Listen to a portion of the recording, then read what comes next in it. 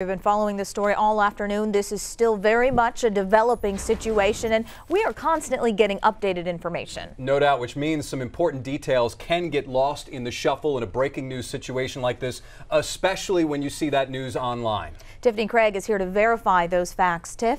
Yeah, guys, the Verify team has been working on this to basically come up with 3 columns to make it easy to follow along with what we know and things that we're still trying to figure out. Let's start with some information you just heard. 3 officers shot, again, 2 with the Attorney General's office and 1 with here in Harris County with the Sheriff's office.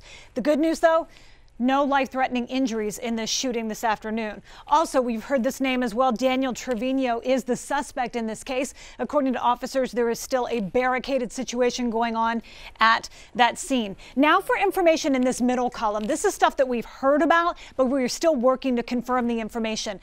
First one was that the suspect was shot. We were told that the suspect did in fact start shooting at the beginning when he was in contact with those officers, but whether or not he was shot, that's something that's in this middle column. We are working to confirm that.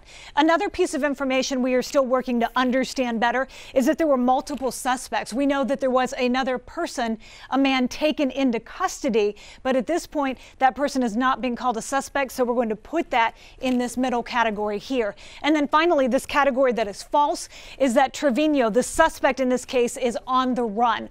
Officers have told us that he is not, even though we've gotten information into our newsroom that some people have said they've seen him out and about. As we mentioned in the beginning, Daniel Trevino is actually, according to officers, barricaded inside a house, so that information is false.